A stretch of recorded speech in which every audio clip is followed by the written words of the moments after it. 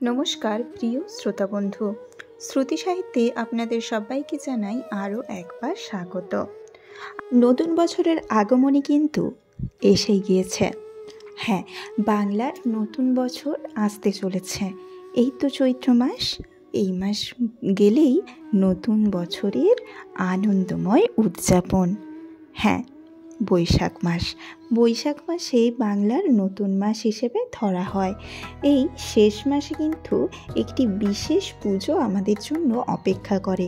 বাঙালির ঘরে ঘরের মেয়ে বউরা কিন্তু এই নীল পুজোর জন্য অপেক্ষা করে থাকে সারা বছর ধরে অপেক্ষা করার পর চৈত্র মাসে নতুন শাড়ি জামাকাপড় পরে স্নান সেরে শুদ্ধ হয়ে শিবের মাথায় জল ঢালেন। এই অতষ্টি গরমে শিবকে ঠান্ডা করার জন্য বাড়ির মেয়ে বউরা এবং কখনো কখনো অনেক ছেলেরাও এই ব্রত পালন করেন। কিন্তু আজকে আমরা এই নীল ষষ্ঠীর ব্রত কথাটি জেনে নেব। হ্যাঁ, আমরা সবাই নীল পুজো করে থাকি এবং বাড়িতে আমরা প্রত্যেক দিনই শিবের পুজো করে থাকি। শিব আমাদের প্রত্যেকের ভীষণ প্রিয় এবং তাই আমরা নিষ্ঠার সাথে এই ব্রত পালন করে থাকি। কিন্তু কেন এই ব্রতটি হয়েছিল সেটির সম্বন্ধে তো আমাদের অবশ্যই জানা উচিত। আমরা যখন কোনো কাজ করব তার পুরোপুরিটাই জেনে করব। তাই আমরা যখন নিষ্ঠা ভরে শিবের পুজো করতে পারি তার ব্রত কথাটিও আমরা অবশ্যই জানতে পারি। চলুন জেনে নেওয়া যাক নীল ষষ্ঠীর ব্রত কথা। একদিন এক দেশে এক ব্রাহ্মণী বাস করত। সমস্ত ব্রত পুজো তারা পালন করত। ভাগ্যবশত তাদের যতবারই ছেলে মেয়ে হয়েছে তারা তাদের রাখতে পারেনি। তাই তাদের মনে খুবই দুঃখ। ব্রত পুজো ছেড়ে দিয়ে কাশী চলে যাবে এবং তারা চলেও গেল।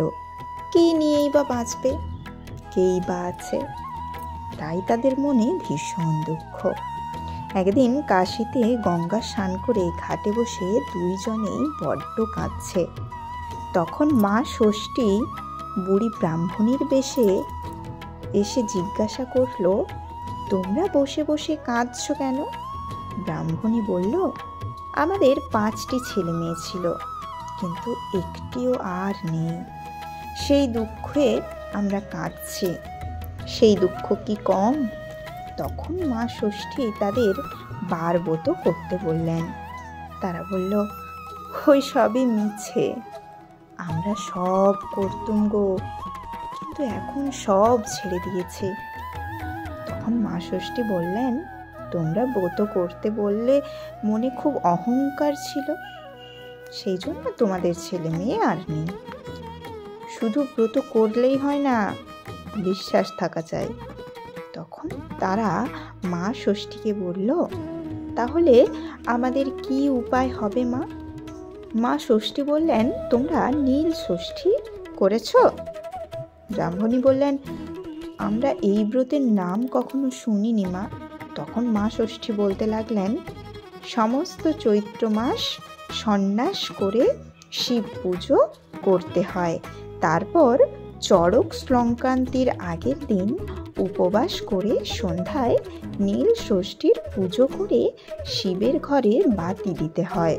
তারপর মা ষষ্ঠীকে প্রণাম করে জল খাবে। সন্ন্যাস না করলেও এই দিন এইভাবে উপবাস করতে হয়। এই দিনকে নীল ষষ্ঠী বলে।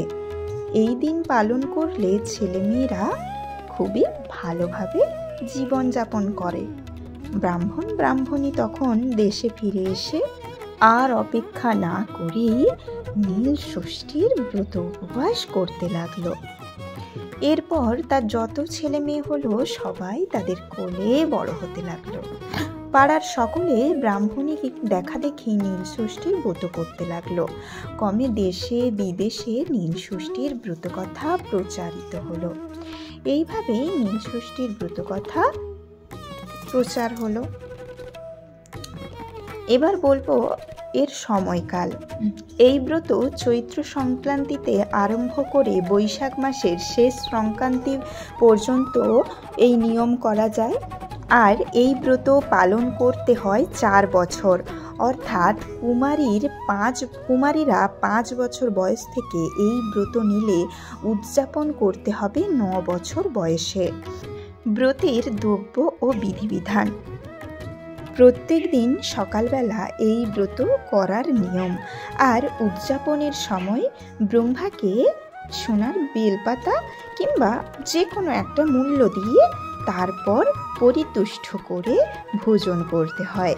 এঁটেল মাটি দিয়ে ভালো করে একটি শিব মূর্তি গড়ে নিতে হবে। তাকে একটা তামার টাটের ওপর বসিয়ে আকন্দ ফুল, ধুতরা ফুল, বেলপাতা, বেলের খোলা, সাদা চন্দন, আলো চাল ও নৈবেদ্য দিয়ে পূজা করাই বিধি। শিব গড়বে নিজের আঙুলের মাপে। আর পূজার জায়গায় পিটুলি দিয়ে নিজের হাতে 1 হাত লম্বা ও 1 হাত চওড়া একটি ক্ষেত্র আঁকবার পর একটি বৃত্ত ও ত্রিভুজ এঁকে তামার টাটটির তার মধ্যে বসান। তারপর একটি বেলপাতা সেই তামার টাটের ওপর রেখে তার ওপর শিবকে বসানো উচিত। শিবকে ঠিকভাবে বসিয়ে নেবার পর 3 বার মন্ত্র পড়ে বেলের খোলার ওপর শিবকে রেখে শিবের মাথায় জল দিতে হবে।